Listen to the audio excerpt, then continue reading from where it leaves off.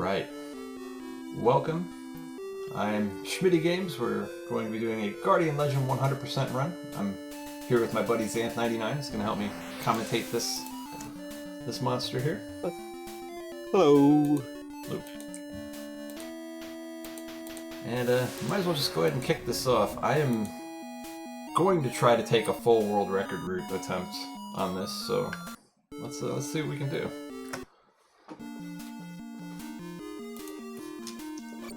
And ironically enough, the very first level of the game is one of the hardest in the whole run.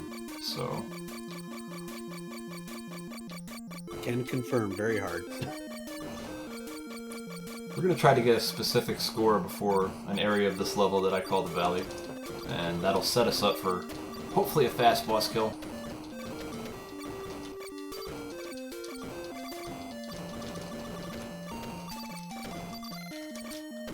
Oh well, my score is a little pooched. My drop count should be okay, but my score's high.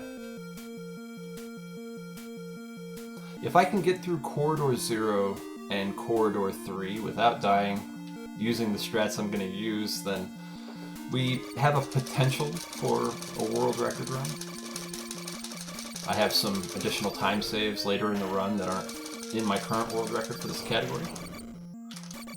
That's not good. I think we're in trouble now. Alright. My drop's gonna be really late, but we'll see what we can do. Elbow, please. Corridor 0 boss, this is very chaotic.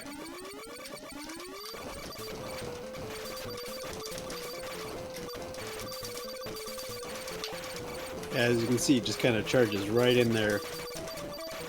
I can definitely say when you're playing this casually, don't do this. Yeah. You will die. Alright, we have to back off. We're gonna lose a little bit of time. That's fine. So that's Corridor 0. That's one of the hardest bosses in the run. And I'm gonna skip the quality of life rapid fire, and we're just gonna go elbow, please. So the Guardian Legend consists of two main parts. The first being the shoot 'em up corridors, as you saw, and then it switches into this labyrinth. We just picked up the saber, which is a weapon we're going to use a lot.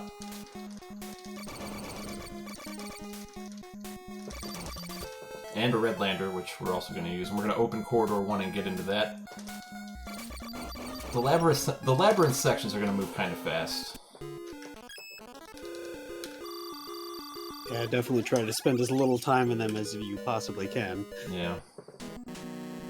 And every corridor, 1 through 10, has its own puzzle. That one was basically pry it open with a saber. Just hit it, damage it repeatedly, it'll come undone.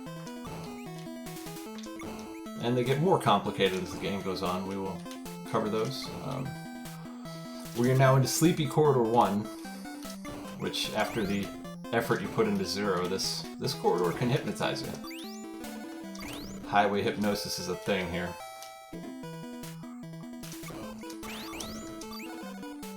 We're going to be doing a lot of saber strats here, just keeping our mind occupied. And as you can see too, the corridors are more or less auto-scrollers, which is almost a naughty word in speedrunning. Yeah, this game has 22 auto-scrolling levels we got to get through. This is the second one. But they will get much more exciting as we move on, believe me. This might be an NES title, an 8-bit system title, but you're going to find an incredible frame rate and sprite capacity out of this game. It makes it extremely difficult.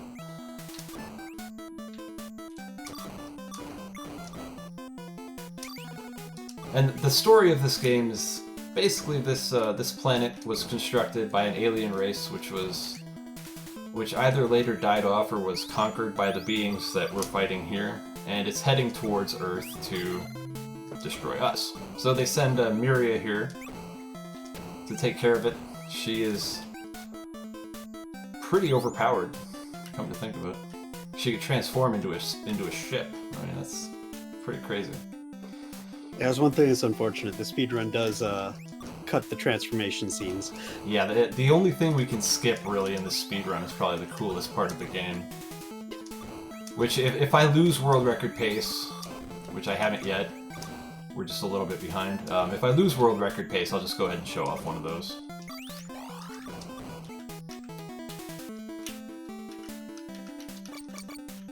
I still think she was probably the first ship waifu. Maybe. That's...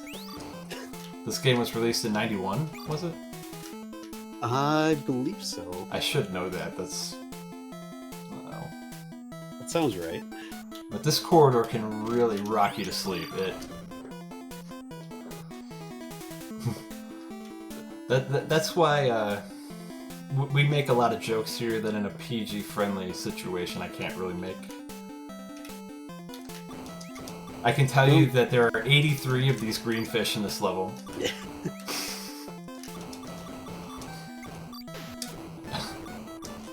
And I'm trying to kill them all. We're basically setting a drop for later on in the run. What?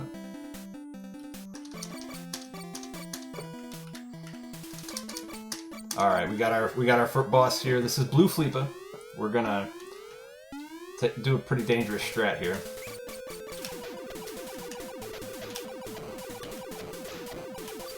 I had to pull out, but we still got a little bit of it.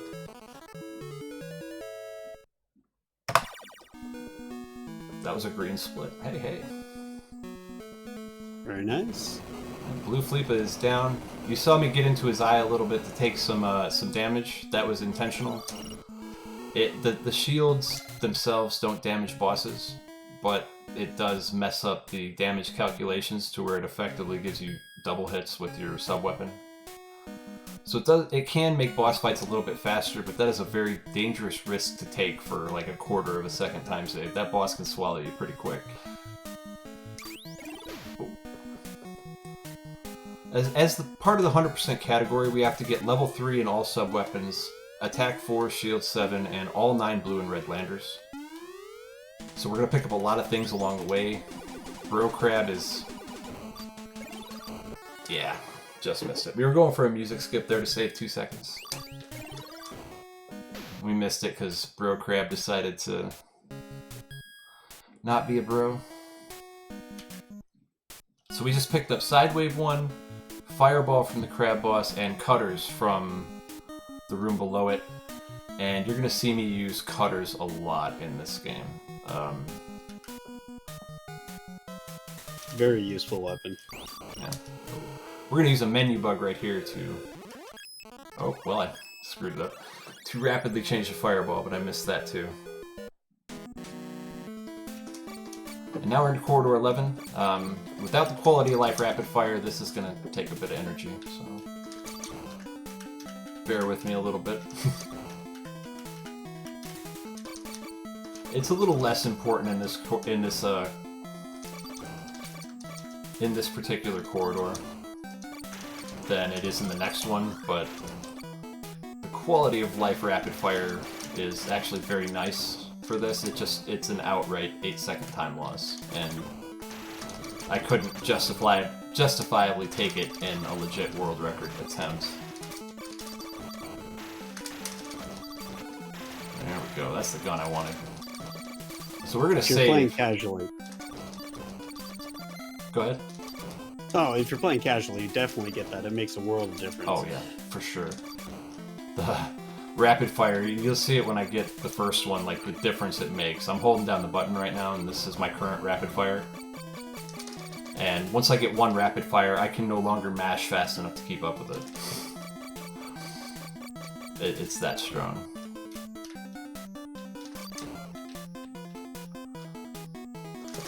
This level also contains one of the more difficult bosses. He's not as scary as the blue Optomon, but the green Optomon is still a bit threatening.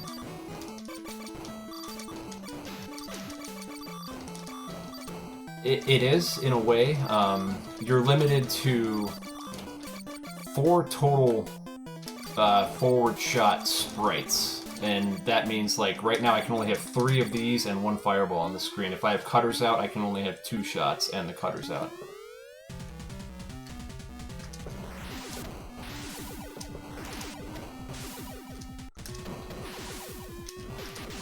Ouch, dude. I always thought these bosses looked like a giant koosh ball with an eyeball. I'm gonna play this safe. We're basically gonna lose world record pace here, which is fine. Well, maybe not. That is still not bad. That seemed pretty quick. Yeah, we're only 7 seconds behind, so we can still keep going with it.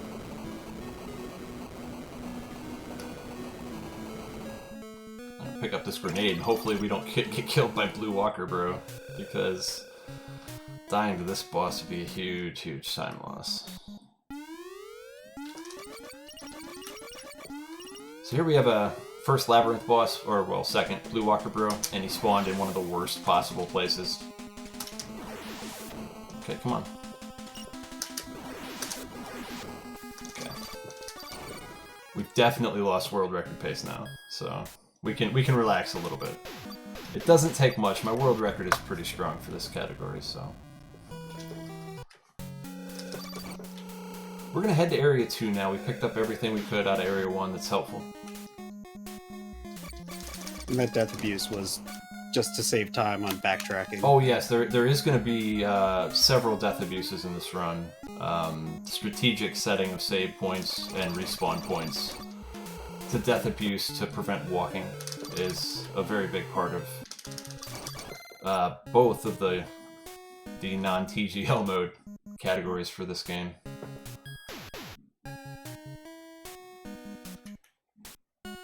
Up next we have Corridor 12. And without the rapid fire, this is the corridor that scares me probably the most. There's a mode for this game. When you beat the game, it'll tell you to use the password TGL. And when you put that password in the password screen, it lets you play a version of the game where it mostly operates off of your score, there's no labyrinth, and you do all of the corridors in order. Corridor 12 break, cheers. I did actually look up to, the game came out in Japan originally February of 1988. 88, wow. Yeah, US got it in 89. Okay. Yeah, I thought it was later than that, which makes me even more impressed by how technically proficient this game is. Yeah. The methods that they use to keep so many sprites on screen without the slowdown is amazing. Yeah, you're gonna see some, like, ridiculous Kaizo-style, like, attack patterns later on in the game. It gets really intense. And I am used to, like, more or less commentating this on my own, but I know that in the end game I tend to fall completely silent for long periods of time because of how hard this run gets. Yeah, it's insane. Miss. Do you want to explain the drops patterns? Oh, the drops? Basically the drop schedule. Well, I'll explain it after this boss. Okay. Red Fleepa with Fireball is a little bit precise. Especially with my poor health, like, this might get sketchy.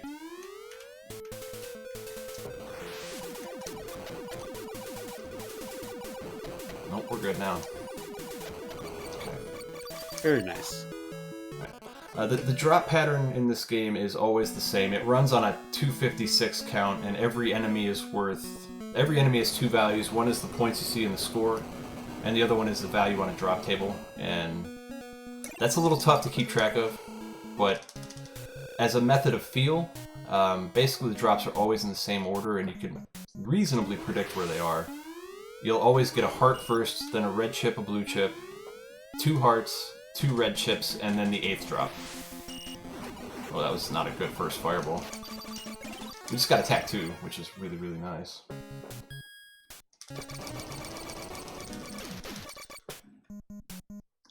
And let's get our, this is part of the new world record route, which is to stop there to get a red chip, and there's our first rapid fire. You see the difference here. Like, it's very good. We buy this bullet shot, and we take 2 other steps later to skip 1 entire area. And it ends up saving about 12 seconds in the long term. But the cost is we have to go into Corridor 2 with no chips, which is a little bit of a sketchy situation. Corridor 2's puzzle is touch everywhere.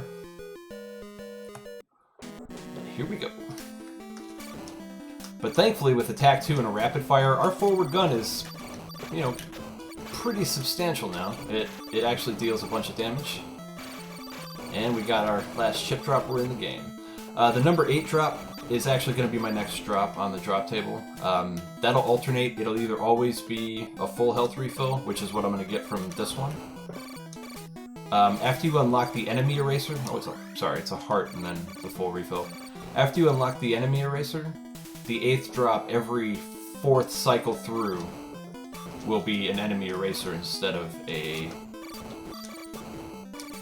full health refill. And by the 4th time through, the total drop table resets every 8th trip through the pattern, the heart, blue chip, red chip pattern. Oh no, that's right, I was on the 3rd red chip section. And I believe every 6th, I'm probably wrong about the exact number here, but every 5th or 6th, 8th drop is a red chip, which is what I got at the start of this corridor. It's a little confusing. I wasn't fully prepared to explain it, if you know what I mean. But really, one of the most important parts of speedrunning this game, especially in the more dangerous corridors, is picking up your drops. The drop table in this game is actually very generous. Ocean Storm. And also every 2 areas, which is like going into 3 and 13 is going to be a different background, different music, some new enemy types. Every 4 corridors that's going to show up, and we're about to get a good one in the next area. I really like the forest corridors in this game, with the exception of Blue Optimon. That's coming up. Well, watching runs of this always make me crave seafood, though. Oh yeah. Stockpile in this place. Time to cook it. Including this guy. Oh, we're in trouble. I screwed that up immediately, and now I have to try and get this back under control. Ooh. I missed my audio cue. Wow, we're still only 15 seconds behind the world record. That's not bad. Is that enough time to where I should just show him the flight intro? That's up to you. And it's always something that could probably be added afterwards, too. Yeah. Since we have a little buffer. Alright, we just picked up a blue lander there. Oh, cool, we didn't get hit by the death tornado. We'll be back to that death tornado in a second. But here we have the second Blue Walker Bro, and we're going to use a strategy for this boss developed by my friend Sinstream. That just kind of makes that free. 0 health hitbox.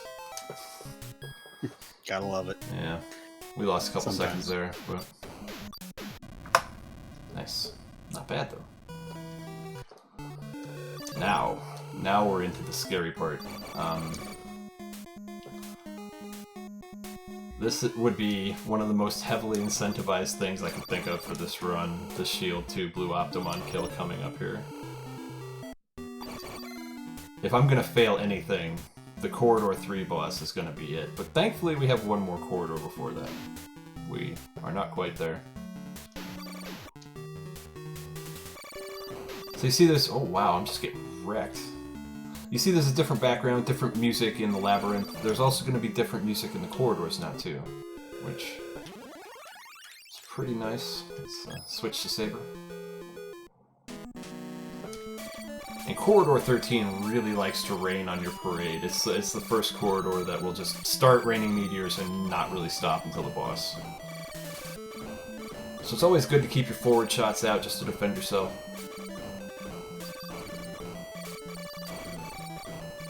And I'm sure you've noticed that our forward gun has a much more impressive spread now. That is from our chip max being higher. You'll notice that when my chips are under 200, it goes back to it reverts to the previous version. That's another one of the mechanics of this game where you can run out of energy, and it affects your forward gun as well. To where you can put yourself in a position where you can't really defend yourself. I've done it more than a few times. it doesn't feel good. So we're gonna try to avoid that at all costs, but... Oh, there's two... Yeah, this is a stage 2 where you can kind of start seeing just an enormous number of sprites on the screen without any slowdown. Yeah, there's no lag forgiveness. I think the only 2 corridors that really lag from having too many sprites is 10 during the gauntlet, and 6 if you let the volcanoes run wild. This game does an incredible job of, you know, keeping it moving.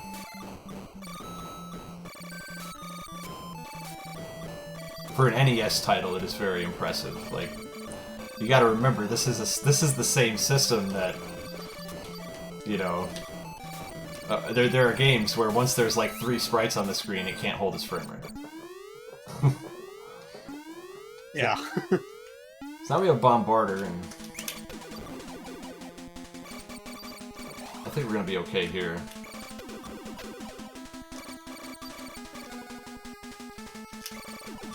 Oh, I was off to the left. So we're gonna lose 4 seconds. Yeah, we're definitely off world record pace now.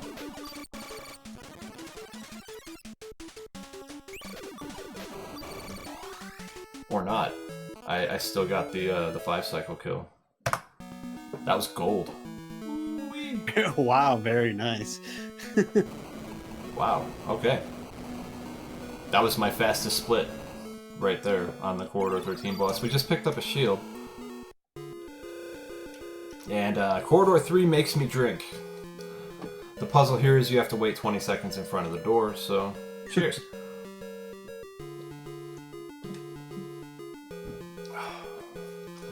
I also got Mountain Dew just for this. Now this Corridor 3 is one of the great walls of the speedrun. Just straight up, and it has nothing to do with the Corridor. It has everything to do with this boss. Blue Optomon is one of the most unforgiving bosses in any NES game that I've ever played. This gets ugly fast. I think you were just there, Xanth. You probably... Yeah, this is where I got stuck. I did not beat Blue Guy. Blue Cushball. And on top of that, I use one of the most insane strategies you can possibly imagine for this boss, which I use the weapon that I'm using now. And the boss itself is going to travel back and forth along the top of the screen, and I'm going to chase him. The problem with this strategy, in theory, is that you don't have enough health to take all the hits, but I've figured out some hitbox manipulations and timing strategies that makes this work. Yep, this game has one of the best soundtracks on the NES, maybe for any system. The music just keeps getting better. Yeah, it's all very good music, and unfortunately you miss a few, you know, the longer bits in the speedrun, like in the save rooms and the shops and stuff, because you're in them so briefly you don't get to hear much of them, but even those pieces are quite good in my opinion.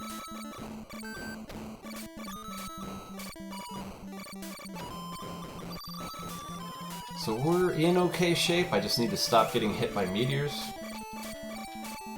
I want to have full health for this boss, but in effect, like, the health I have now is effectively full health against the boss because of the 0 health shield that this game provides. Any damage that would kill you while you're above 0 health will reduce you to 0 before killing you. I call it the... Oh, time to do the thing, huh? I call it the 0 health shield, but we're gonna try this ridiculous strat. Wish me luck.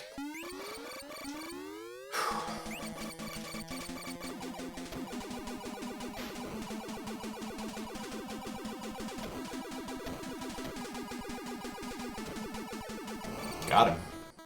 Very nice. Hooey. We got the smelly key. So that strat, I've been practicing that strat for over a year. I still have barely a 60% success rate with it. I'm very happy I was able to hit it live. That has me swelling with confidence. Yeah, that was a good fight. That was very good. You see, while I have cutters out, I only have the 2 forward shots. Like, it's just the fact that the weapon is equipped, it has taken away those attack sprites from me. It's the main drawback to the cutter weapon. 60% of the time works every time. And here we have the introduction of the Death Pinwheel class of monsters. That's kind of a bad spot. Those things are wild and unpredictable, so I just sort of let them come to me. And we're going to take a Death Abuse right here. Oh, come on. Spider, please. Now we're off to Area 4, and from this point on, this is going to be pretty smooth sailing for a minute. Well, maybe. I'm still gonna do the Saber strat on Blue Clawbot, but feeling good. Let's go. We just picked up another bullet shot, required for the category. And Area 4 is on the absolute other side of the map from Area 3. Like, Area 3 is in the bottom left corner, Area 4 is pretty much the top right corner. So we gotta go all the way around Area 0 to get there.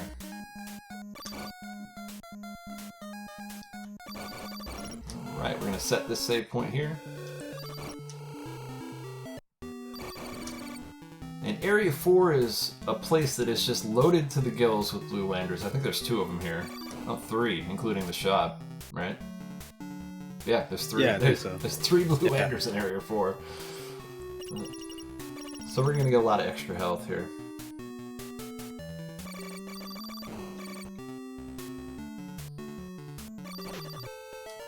And also the 400 chip max lets us retain this forward gun.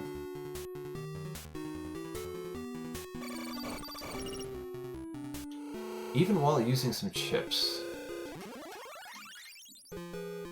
And we're 16 seconds behind the current world record. With time to save in later places, but I don't know exactly what the cutoff point is for me on that. Like, I'm pretty sure I'm not going to world record on this run. But there's still a chance. So I gotta go for it. You never know? Yeah, I gotta go for it. You know me. You know me. I'm gonna go for it if I get a chance.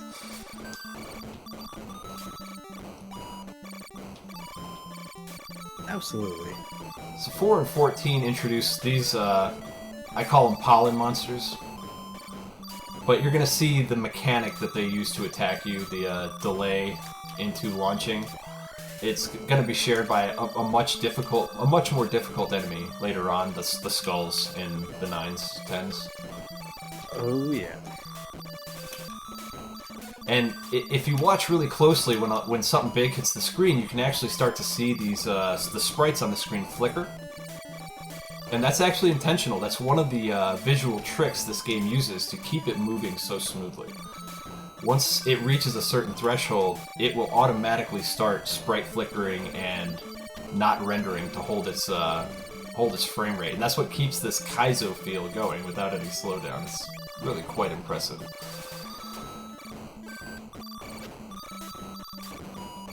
This game is relentless, and it's only just starting on us here. All right, we got this blue Clawbot. We're gonna do a dangerous strat because I like dangerous strats.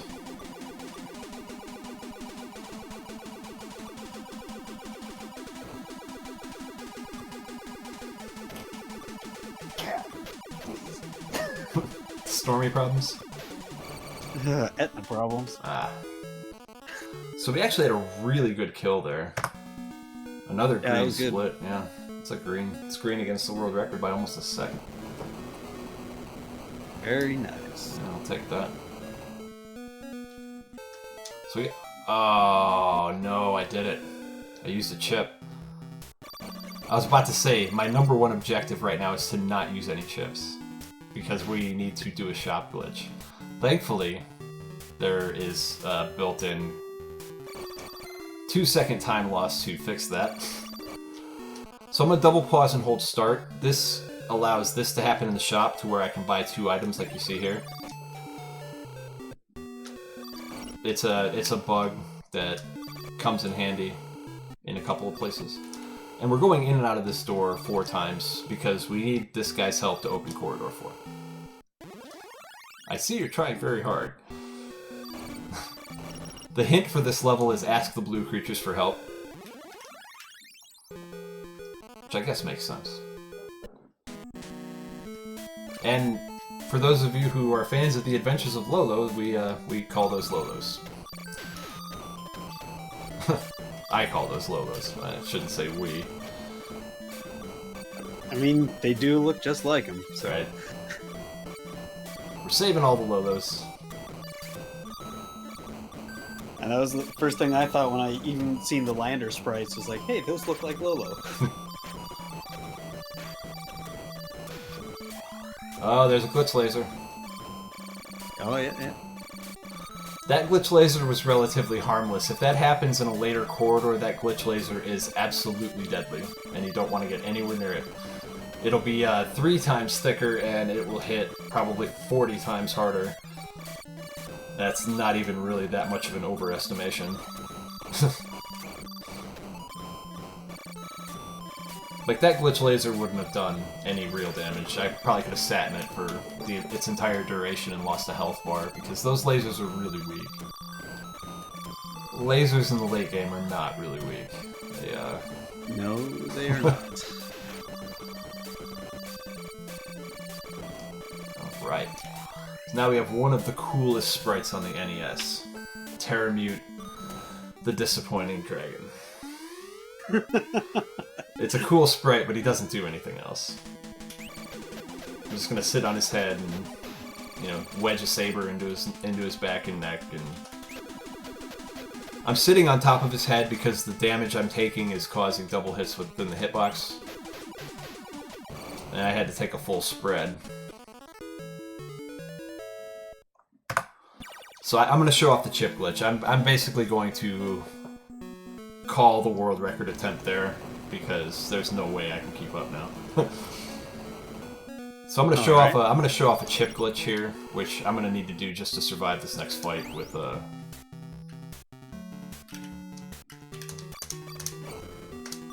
Alright. Nice. If you saw what happened there, basically the collection box and the pickup box are slightly offset, and if you're walking into 2 barriers, you can get away with doing that. It basically picks up a blue chip every frame, as long as you're holding in that direction. It's a really neat bug to know. Right. So since we've called the full world record attempt, let's show off that really cool flight scene we never get to see. Alright. And that was attack 3 you just picked up, correct? Yes, sir. Alright. So our attack level is 3, effectively, which we won't get attack 4 until the end of the game. But attack 4 is as strong as both of the attack levels that I've picked up to this point. By itself. Attack 4 is actually really good. Oh, hey, we got the Spin to Win boss coming up. Oh, right. See why I call him the Spin to Win boss here in just a moment. But it's the 3rd Blue Walker bro. Hey, buddy. Spin to win.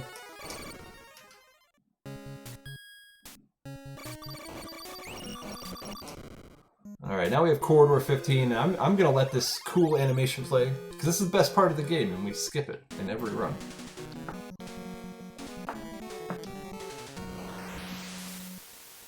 It's like the coolest part of the game, and we never get to see it. So now we're into the 5s, and we have another song. I think this might be my favorite song in the game that isn't the victory song. And we're into the Crystal Corridors now. I think these are the coolest looking ones. Yeah, I really like the Crystal Corridors. The only thing I don't like about the Crystal areas is the Crystal Star that we're gonna have to fight here in a little while. Oh, yeah. Crystal Star is no joke, dude. Thankfully, we have a, Oh, this level also introduces these gnarly volcano mechanics. You need to get them off the screen as soon as possible, and I'll show you why in Area 6. I'm sorry, in Corridor 6. When, I'll do some any percent style volcano farming, you can see what those things actually do. And why I am so adamant about killing them immediately. Yeah. But that's one of the few things that can actually really lag the game out, is when the volcanoes start going crazy. If there's more than one on the screen and they're both allowed to pump freely, there's just stuff everywhere. Yeah, it is impressive what it takes to actually cause lag in this game. Yeah, it's a lot. Like like the Grim Grins when we get there, if I let the eye go, that'll lag the game out. Oh, true. The big eye. Yeah, you saw how quick, like, yeah, that's what those volcanoes do. They get worse as the game goes on. But now we have one of the easiest boss fights in the game, the Carrot Clawbot, because there is a bug we're going to use. This is really just a hitbox bug, but it allows us to just sit here and do this. So it's Turned it into a carrot. Yep.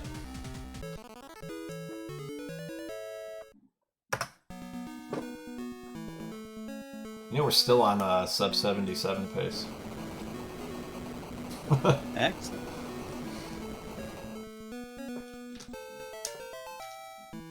That was the one thing by missing the transformation scene is, like, I didn't know for quite a while that she was the ship. Because I'd never seen that scene. Yeah. Yeah, she just transforms into a ship outright. That's pretty boss. I think Mirio was one of my first childhood heroes. This was one of my favorite games growing up. Which is funny because I never beat it as a kid. I'd always die in like the 6s or the 7s.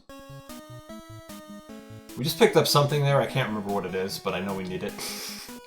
I never get to see its icon anymore. I don't know what it is. This is the Crystal Star. This boss is terrifying casually. Oh, look at this spawn. And yeah, he almost gave it to me with that spawn. Okay. We lure him into that top wall because, as you saw, he starts to half frame and he moves half as fast. And I'm sure you saw what he was doing to me before that. Like, the Crystal Star is a pretty brutal boss. Let's see. That thing you picked up was Bullet Shield 2 that you weren't sure about. Oh, Bullet Shield 2? Okay. Yep. I never get to see the icon because of the route, the walk path. We basically killed that, or opened that box, like, right as we're walking on it. So now we have a good chip max. Like, I can hang out with my cutters out for this level. At least until we get Cutter 3, when it becomes much more expensive. And I'm sure you've noticed the pattern on this run, where I'm either using Saber, Cutter, or Fireball. I mean, the other weapons, I hate to call them garbage, but compared to these three, they are pretty garbage.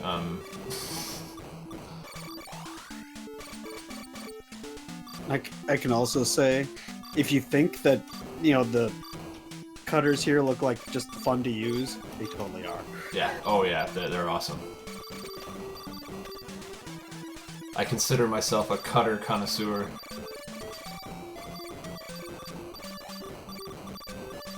It's having never gotten to actually play with them until today. Yeah, it was fun. Well, it's nice to be able to cover your sides. Absolutely. So here we have the Zib-Zub Octopus.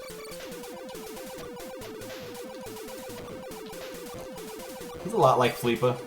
I did not want that health pickup. I'm still thinking about, like, speed strats, even though we've kind of given up on that. I didn't want that health pickup because it makes my death abuse coming up longer. But it's okay. We just unlocked enemy erasers. Right around Corridor 8, which is in about 20 minutes, we have a spiel prepared about screen flashes and whatnot, because that's what enemy erasers do. They flash the screen, and we've prepared for this a little bit, so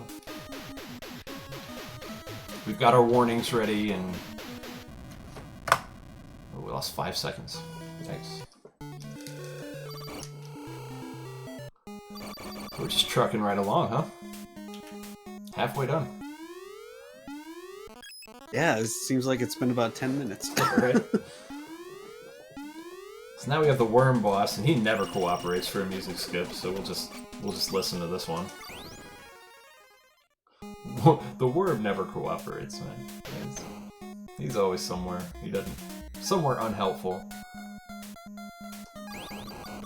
So now we're gonna go into Corridor 6. The puzzle for this one is pry it open with a saber, basically.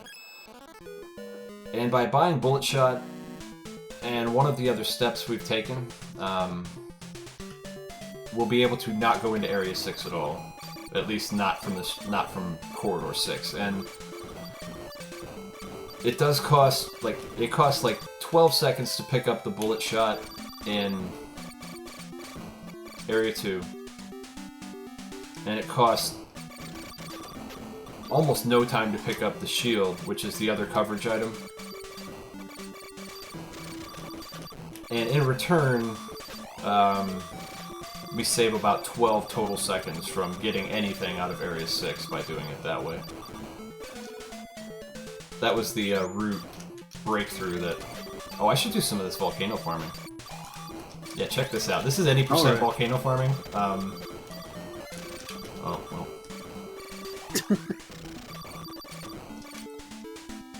I try to be on the right-hand side of it when I do it. It's a little more sketchy when you get on the left-hand side because of the offset hitbox of the volcanoes, but basically you track the volcano down as it's shooting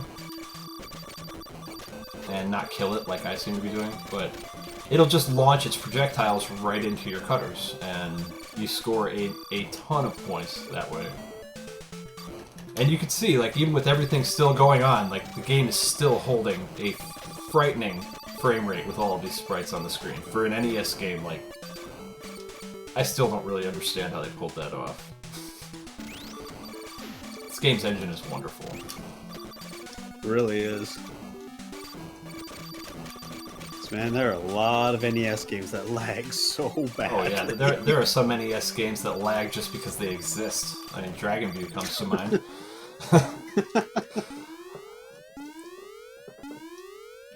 Alright, we're gonna fight Glider with cutters. I would recommend fighting this boss with the saber if you ever get here. It's a little more friendly. But he can only be hurt... Got our 2 cycle. He can only be hurt when he starts flapping his little gliders. It's like a living satellite. We got the cross key.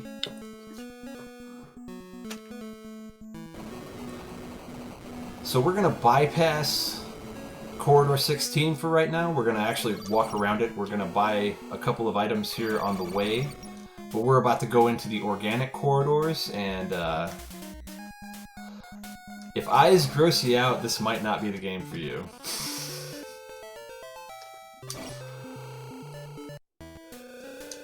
Because from here on out, there's going to be a lot of eyeball-themed enemies and bosses. Japan does seem to have a thing for those. Yeah. And we do have to do this corridor, but we're going to come back later with better stuff. So actually, if y'all were watching Resident Evil 2 earlier, at the end of that, there's that boss with the eyeballs on him. Oh yeah, they love their eyeball bosses, man. I don't blame them too. Like, a lot of eyeball bosses are really cool. Go ahead and skip a music skip attempt with the ceiling walk there. I actually hit that. That's pretty wild. Alright, we're gonna step out of the crystals and into the organics. Straight into Corridor 17. Now, Area 7, where we're at now, is one of my favorite areas in the game. There is a lot to get here that makes you very, very, very, very broken strong. We're gonna get Saber 3 out of this level, which is maximum level Saber. We're gonna get Cutter 3 out of Corridor 7, which is maximum level Cutters. We're gonna get 2 shields and Super Speed, all in this one place. Now Lots of fun. Yeah, the speed mechanic is actually tied to your shield level. You'll get Super Speed at Shield 5, and it just so happens that we get it here. You can get it sooner, but, you know, getting the shield out of Area 6, which is the only real way to get it sooner, is very, very time-consuming, and it ends up losing time over just not getting it and carrying on. But the main thing about Saber 3 and Cutter 3 is that they break projectiles, those little bullets that you see them shooting. They can kill those once they're at level 3. And it just enhances the defensive options of this weapon. I really need a health drop. This is not a good situation. Okay, it's a better situation now. There we go. Yeah, this eye growth ain't too bad, though.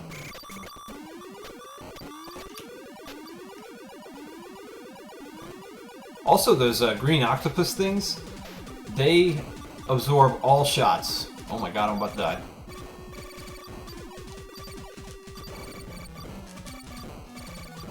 Okay, we're good now. Whoa! Glad I was paying attention, dude. Yeah, no kidding. Wow. I'd never seen Corridor 17 throw a burst rock at me before. That scared the crap out of me, dude. I thought I was dead.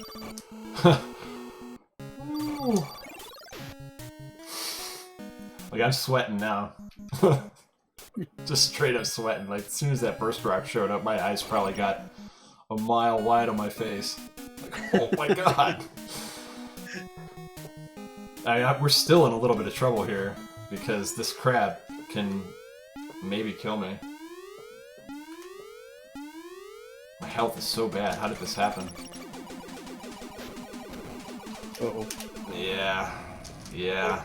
Oh!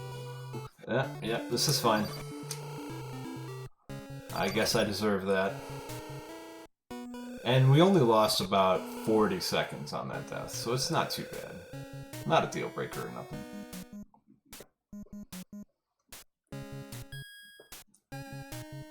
Hopefully that's the only time I die unintentionally, but yeah, we still killed him. I think if I would have just, you know, steeled up and just stayed where I was, I probably would have survived that fight. But I panicked, and yeah, here we are. Oh, it's helpful if you equip your weapons. Sometimes, alright. There's Super Speed Shield 5. You'll notice a radical increase in my movement speed. And that counts for both the Labyrinth and the corridors, which is what makes it beautiful.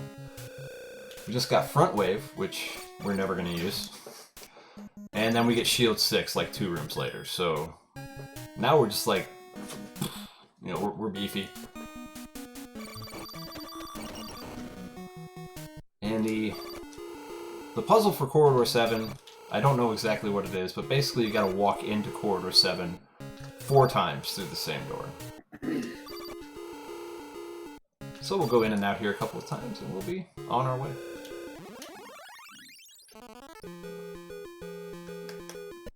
Can't believe I died to the red crab. That's embarrassing. That's alright though. Oh, Corridor 7. First thing we gotta do is hide.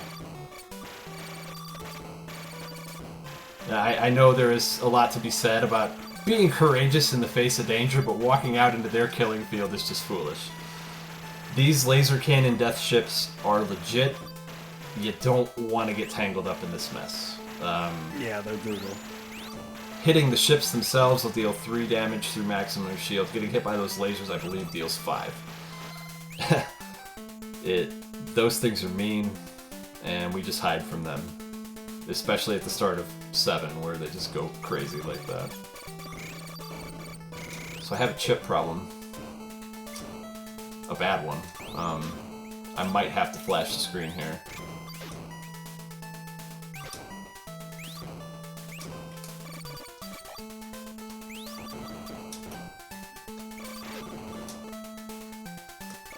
I'm letting enemies pile up on the screen so I can force a drop forward. I think we're okay. I think I've got enough chips to get through this boss.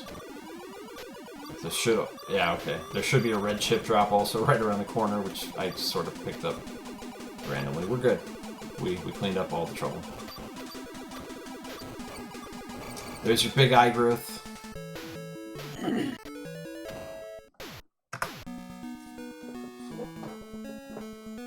We only lost 48 seconds. That's not too bad.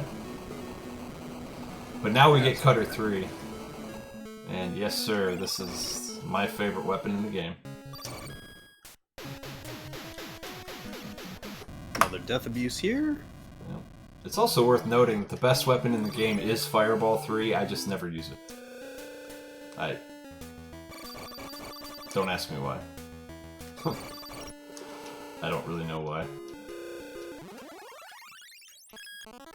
Got a menu bug there.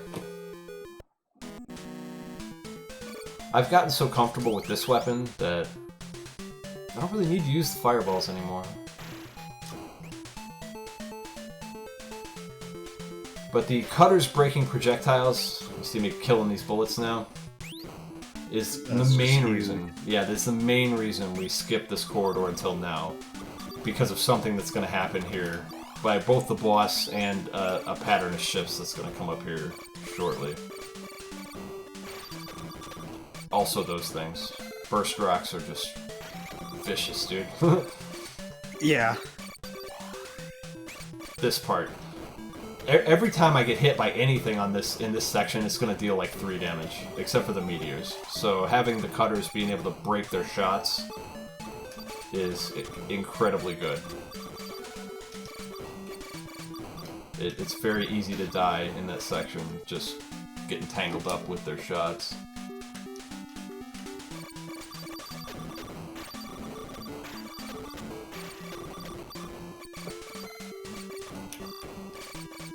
As one thing, like you said about Fireball 3 being so much stronger, is you only really get to see Fireball 1 in this, and it was kind of a dinky little Fireball. Fireball 3 is huge. Fireball 3 is huge and it's fast.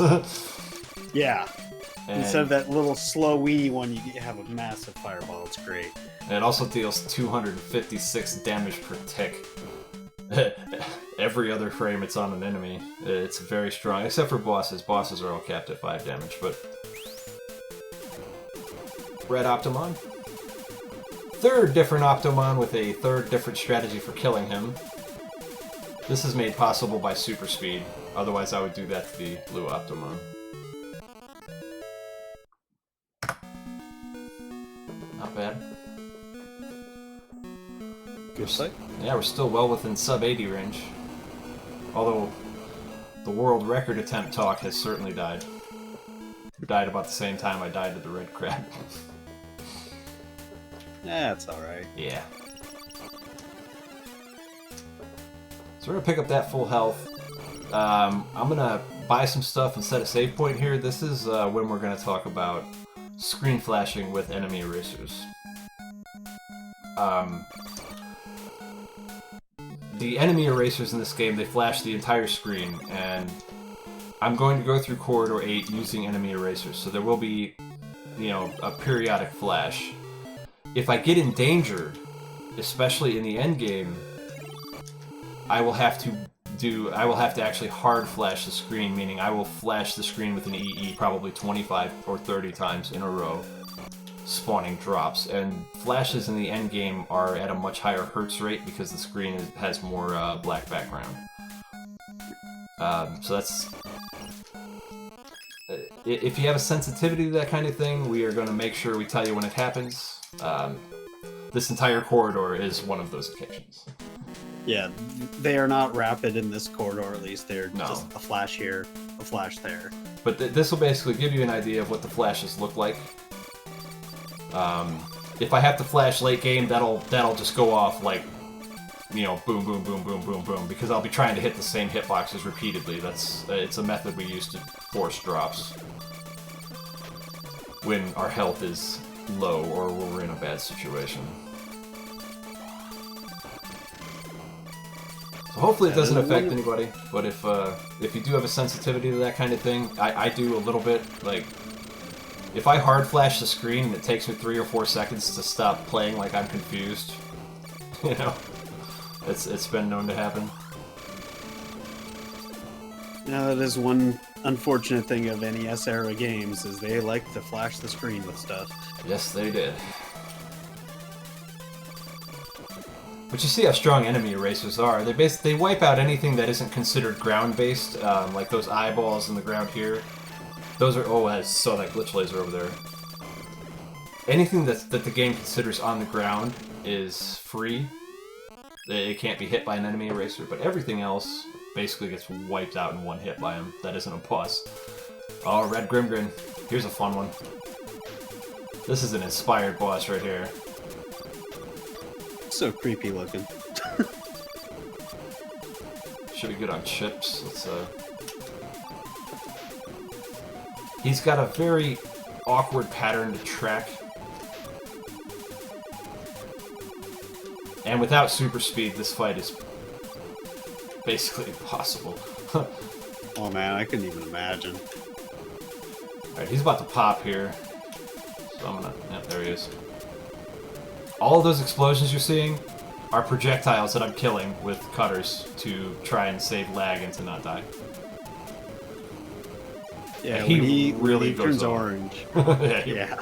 really goes off. And he will not stop. We got through just fine, though.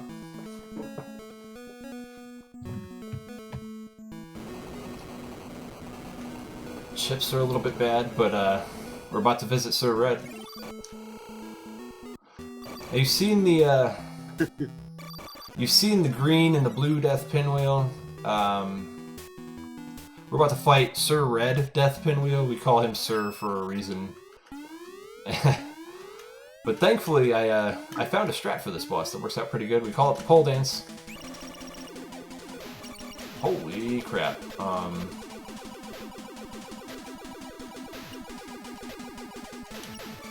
Out of chips. I'm dead. Oh no. Yeah, there's nothing I can do. Oh no. There's nothing I can do. That's why we call him Sir. That is why we call him Sir. So we're gonna do a backup here. Sir, please. In this room is a whole fun world of chips that you can just walk right through. Not great for speedrunning, but, you know, it's fun to come in here every now and again. Just mess around. Alright, so we abused the chip room. Let's head back to Sir Red and get our revenge. I was worried about my chip total. I felt like I had enough. But once he bounced through me and ended up getting into the ceiling, I pretty much knew we were in trouble. Yeah, he kind of decided he didn't want to do that dance. Yeah, we don't call him Sir for nothing. And before this strat, like, this boss in any percent, he's still kind of a nightmare. But this strategy kind of stabilized him.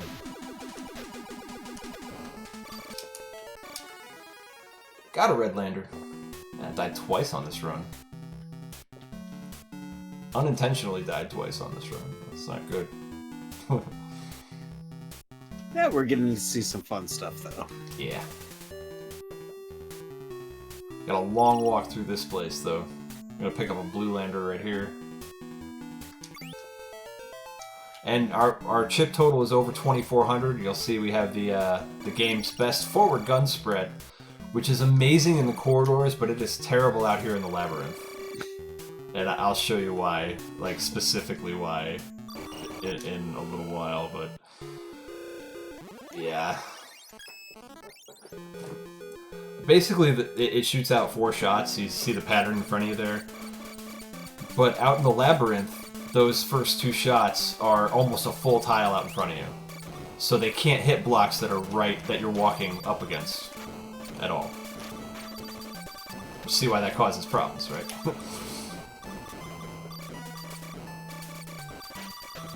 So that was our first little hint at the gauntlet. That happens in 18.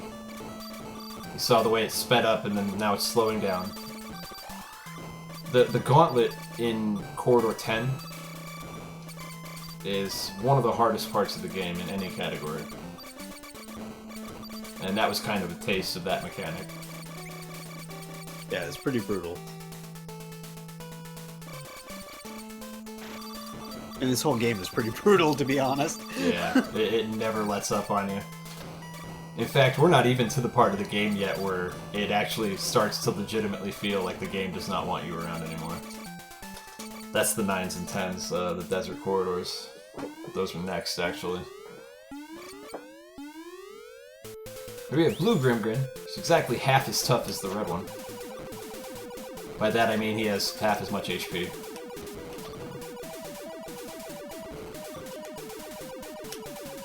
same pattern though. It's really is the same fight, just you have to do half as much total work.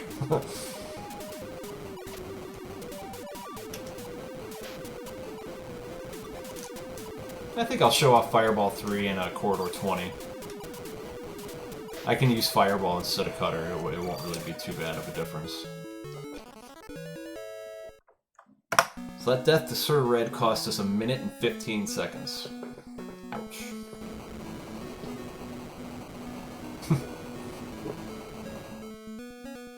Ouch, man. This is fine. So we're gonna grab Laser right here. You can already see, like, I'm missing shots on things right directly in front of me with this new spread. It is actually a vector in the speedrun. Just enough to where it can cost you enough time to actually be a consideration. We're gonna visit this shop here. We have almost, yeah, see it just happened right there. There it was. Yep. We are almost at the point of the speedrun where we have everything we need. Right now we have level 3 of most weapons on our pickups. And there's really only a couple of things left to do. But with that said, here come the Desert of Death corridors.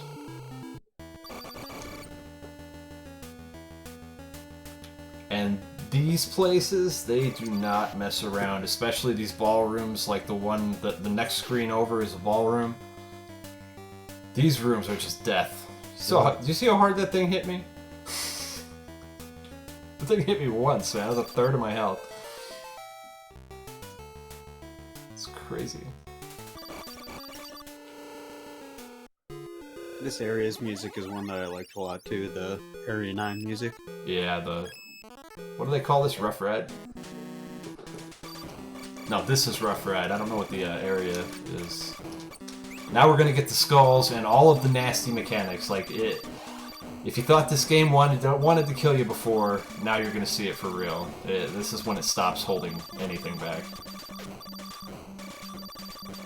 But thankfully, we are very, very well armed at this point, and we can defend ourselves, you know. Oh my god. They hit so hard.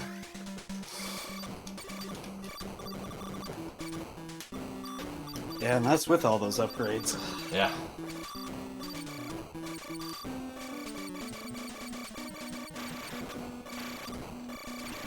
Oh, I should have known that was coming too.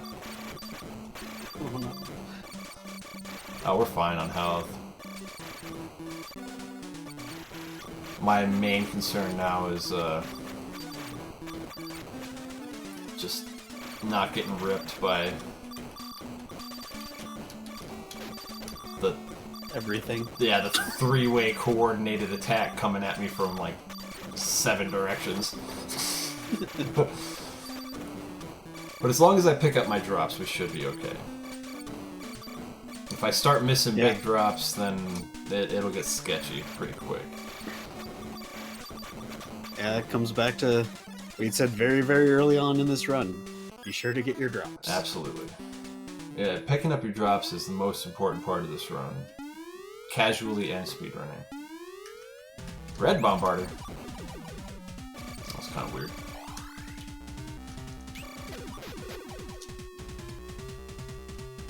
It's the same as the previous Bombarder. Has a little bit more health.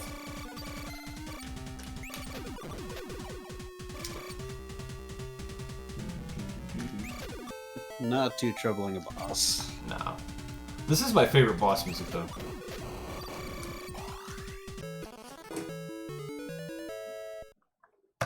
Alright. So now we're out of Corridor 19. That is the second to last Bombarder we're going to see. We just got Shield 7, so we now have maximum defense. We're about to pick up the 9th Red Lander. Game. So we have maximum chips. And the puzzle for Corridor 9 is just stand on the door. Kinda like that, right? Yeah, nice and simple. Yeah, nice and simple. Stand on the door and it shall open.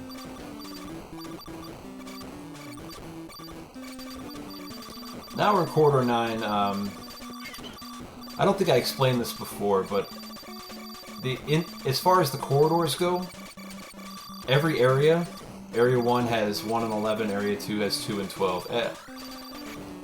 The way the corridors work is that, in general, the teens, like 11, 12, 13, the 10-plus corridors, will have the harder actual corridor, and the other will have the harder actual boss. That is true for almost every level except 9 and 10, where everything is kind of equally brutal.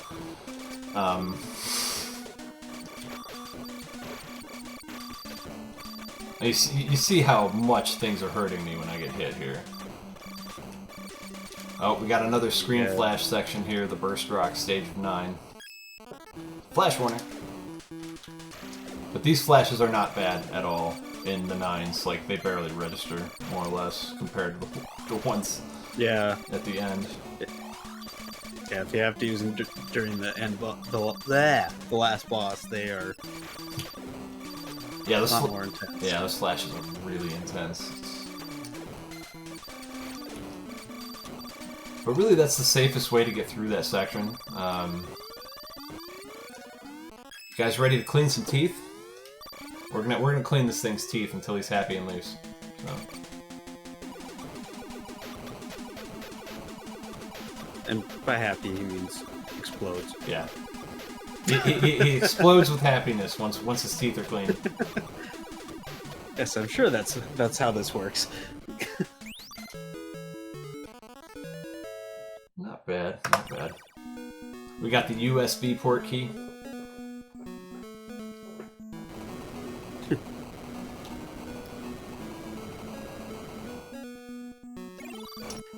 my health is pretty good. We have one last thing to pick up here. And once we pick this up, all that we have left are 3 corridors. This is our 9th Blue Lander.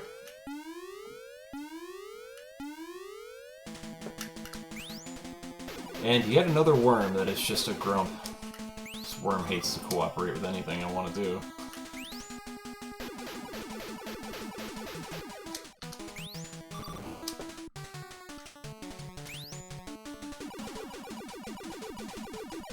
Oh, really? I didn't get the 3? Go, game, go. I didn't get it by a lot, too. Wow. Wow. Alright, we're gonna die in this ballroom. This ballroom is just tear you to pieces. You don't want to hang out in those rooms, they're gnarly.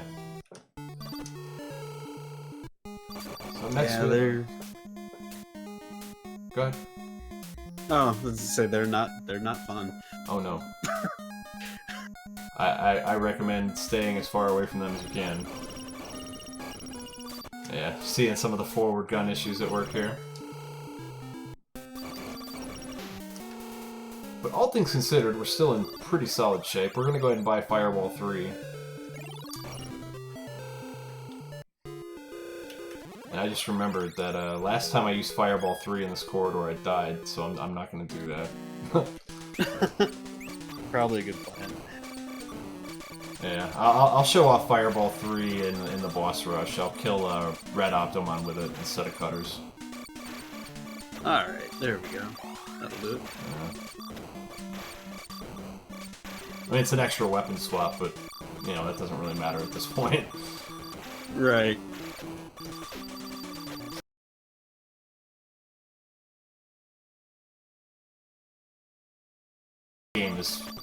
This game's intentions are, it is coming at me from every direction.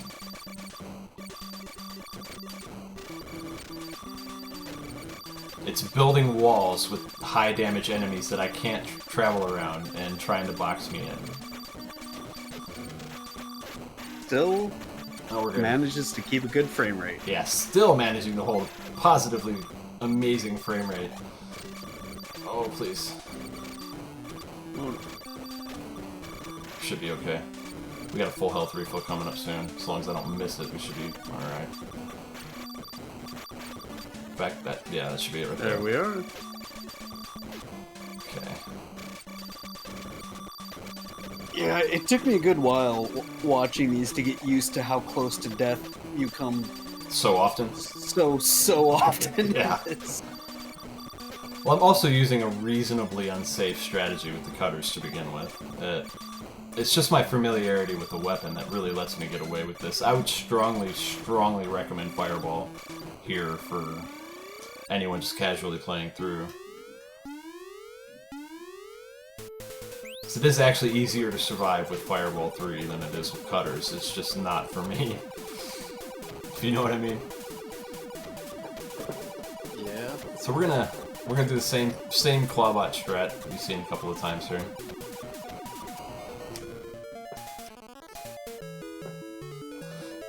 Excuse me. And now we have the longest walk in the game. And before I take the longest walk in the game, I'm gonna show off Death Head. Or should I do it after Corridor 10? Up to you. I'll do it now. The optional boss, Death Head. This boss has a shield. This is the hardest overworld boss in the game. And I'm probably gonna die to it. Let's see what happens. Please. He doesn't look like a whole lot. No, he doesn't, but look at the damage he deals and how hard he is to hit. And it'll... Like, he's probably gonna still go me, even though I started one. Oh, I got him. Take that. Yeah, the optional Death Head boss there, that's something I never fight. We're gonna do a chip glitch here to refill our health and carry on.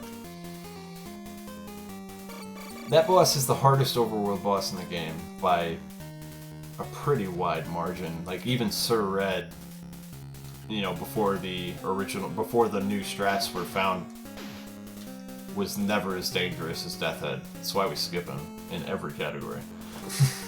And there you just saw one of the clips that's done to save some walking time. Yeah. When you have 5 speed or higher, you can walk through vertical walls like that. But there's only 2 points in the entire run now where that's applicable, and they're both here in Area 10. This is the longest walk in the game, by far. That includes the walk from 3 to 4, which is the second longest walk in the game. But the entire purpose of this walk is to chip you down, because as soon as you get into Corridor 10, you basically start the gauntlet. So you want to get there with good health, and they tried to make sure that was not possible.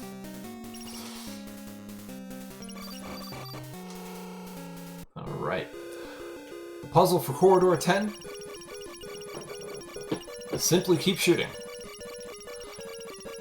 And the whole reason we've been doing all of these corridors is because at the end of each corridor there is a seal that she removes, and once all 10 of them are removed, the planet will self-destruct and will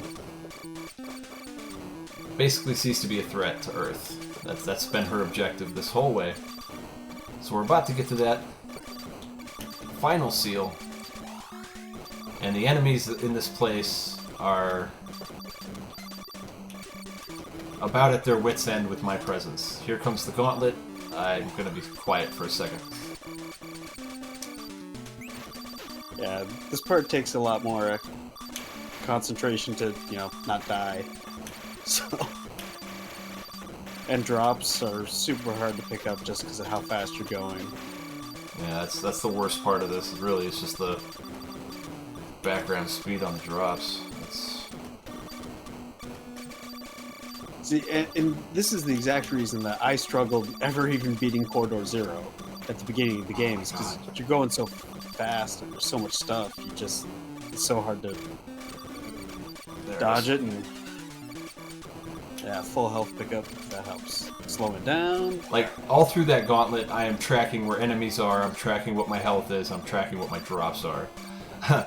That's why I have to kind of be quiet, because it is so easy to die in this endgame.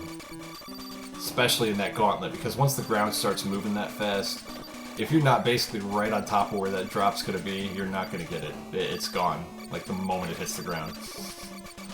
Yeah. And doesn't he make it look easy?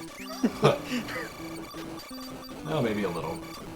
I mean, I've died there like 40,000 times, so...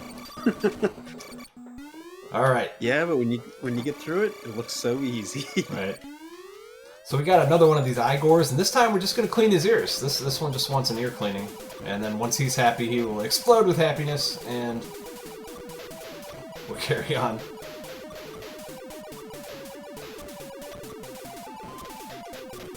Get that just in case. I probably didn't need it, but I don't want to risk it. Better safe than sorry, yeah. A death anywhere in Corridor 10 is an immense, immense time loss. Like, that entire walk plus that entire corridor, I'd say almost 4 minutes. Easily, yeah. It's a huge time loss. We lost 30 seconds there compared to my world record splits because we fought Death End. Everything else went pretty well. Yeah. So now we've popped all the seals, and it's time to get the heck out of here because this place is about to blow. So we're gonna go ahead and go to the newly formed Corridor 21, which serves as the last level for this game.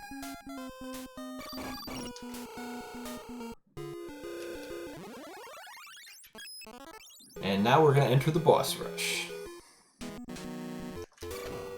Almost done. Almost done. We're almost done. Okay. We have 6 bosses to kill. Poor Fleepa. Oh.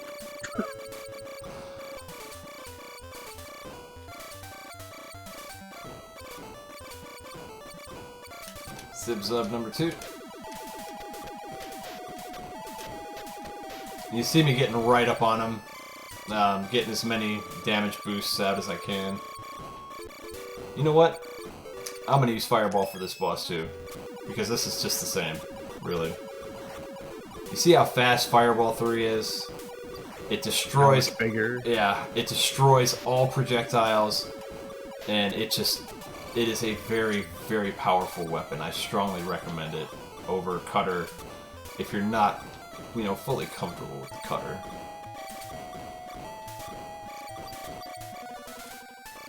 Alright, Red Opto.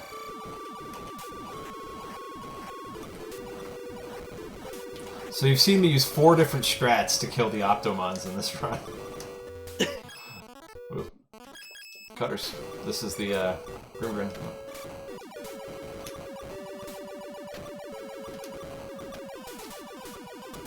Luckily, just the blue one.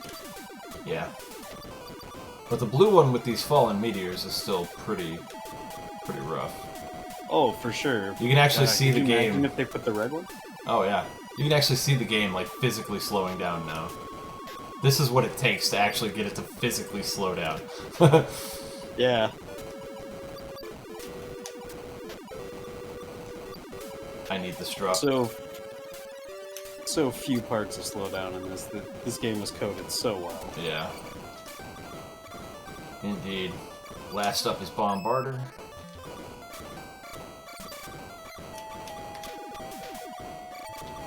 See if we can get a 4 cycle on him. I thought I was too far to the right, but that apparently worked out. Oh, my drops. Ah, no 4 cycle. Boo.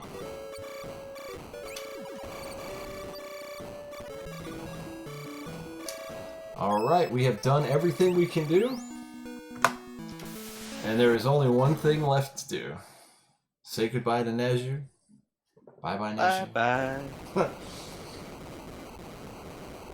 And it's time to fly home. But there is still one last enemy left to fight. Now this is the part that I was talking about earlier with the flash warning. If I have to flash the screen in this fight and you have any difficulty with it, I would recommend looking away when I say I'm going to flash the screen because this entire background will flash rapidly and intensely and it's not good. Yeah. But here, hopefully you won't have to. Yeah, we'll see. It fight, let's go. For the longest time, I always thought you were calling it because you just didn't like it. I didn't realize that was actually its name. Yeah, his name is actually just It. Not the most creative name, but fairly appropriate for this this grabby dude. Take that, blue chip.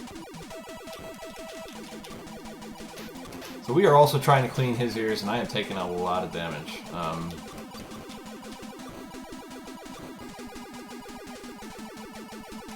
Yeah, as you can see, he's firing out a lot of extra shots. Everything. It's kind of hard to avoid everything. It's mostly Covers hell. Yeah, it's mostly the bubbles that I'm looking to avoid because those little missiles are only doing 1. The bubbles are doing 3 damage. Gotta flash the screen. Yeah, as you can see, this is much. Yeah, it's a much more intense flash. That's why we gave a warning for it, but that is also why we do it. You see the plethora of drops that will basically make this nice and easy to finish. And there we are. And time. 80-30. I mean, I had a couple of bad deaths. That's alright, though. Yeah, it was a good run. Yeah. Not bad at all. That's the Guardian Legend 100%. We have successfully completed it, and here we get to hear probably my favorite song on the NES. I call this the victory song.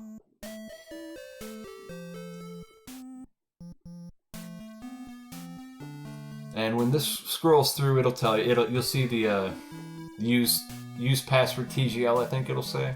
That's letting you know that TGL mode exists. That's at least how the programmers did it. Thank you for the GGs in chat. Most appreciated. I'm so glad I finally got to run this in a marathon. So I've been wanting to do that. Like I told you before, I've been wanting to do this for, since I started doing the 100% run, because we just don't get this game out there enough. Yeah, it's a really cool game. So we have a few minutes to burn. What do you think I should do? I mean, I already killed Death Head. Just usually one of the Yeah, big you ones. did that already. You showed off Fireball 3 and how cool it is. I can go beat up on Skip, I guess. Yeah. Skip is kind of a joke, though. He takes 2 hits with a Fireball 3. Skip is a green walker, bro. He's the only one in the game. Early on, I passed by one room that I never fought a boss in. That's Skip. He's just a green walker. This game has wonderful music, though. My goodness. It does. And if you notice the created by Compile, that company does still more or less exist. They became Compile Heart. Yeah. And unfortunately, they don't make games quite as profound as this one anymore. No, they went less in the space direction and more in the girls direction. That's the best way I can say it in a PG environment. Yeah. They do still make some fun games, though. So some of them are actually pretty good. But they did really, really incredible work. I suppose we can show off the J version. Yeah, they really did. Actually, this is something I did want to show off if I had the chance to. The J version is called Gartic Gaiden. Yeah, absolutely. And as you can see, it's mostly still in English, which is funny. But the story for this game that it tells, I like better than the preview story for the US version. I'll let you all see that. But it's the same exact game. It's identical in every way, except it's just the language. It's also worth noting that this is actually a sequel to an 1986 MSX game. Really? Yeah, just called Gartic. Oh. I'm gonna stop this here so we can read it. And it says, a huge unidentified object is approaching Earth. It was made in the far past by another life than the human race. Double. And occupied and inhabited by a vicious creature in the long period. In order to save the Earth, the strongest women warriors go into action. This was back in the day. They were already like repping women hardcore. Yeah. But this is an identical game. This is actually what I do speedruns in for world record attempts, because I personally believe, and there is no evidence to back this up, I personally believe this handles very specific lag situations just a wee bit better. Again, no evidence to back that up, but it's what it feels like. So that wasn't too bad. I mean, well, I wish I could show off the, like, Shield Zero. Okay, I'm just gonna die real quick, and then I'll, I guess I'll go beat up on Skip. Hi, Fleepa, eat me. Come on, Fleepa. Is that the... See how much stronger you are than Fleepa now? First time you see him, he's a big, intimidating fish thing. Ah, that took forever, man.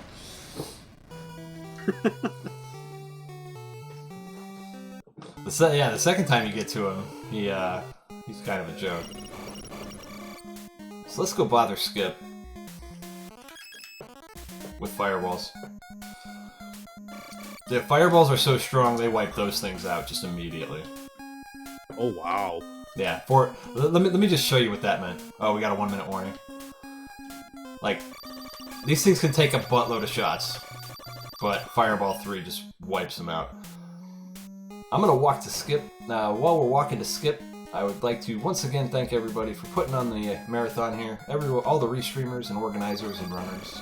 It's a great event, raising money for a good cause, and I'd like to thank you for having me on. Yeah, this has been a lot of fun. Here's Skip. Poor Skip. Goodbye, Skip. Goodbye, Skip. He has a bullet shield that we don't need. I'd like to thank everyone for hanging out. I hope you enjoyed the Guardian Legend run. I certainly enjoyed putting it on for everybody. And up next we have... Thank you for having us. Up next we have Sharpless playing Mother Earthbound Beginnings. That's a run I've been looking forward to watching all night. Oh, so, nice. And thank you to Xanth for joining me in the booth. My pleasure. It was a lot of fun. Thanks for covering my shortcomings. Y'all have a nice evening.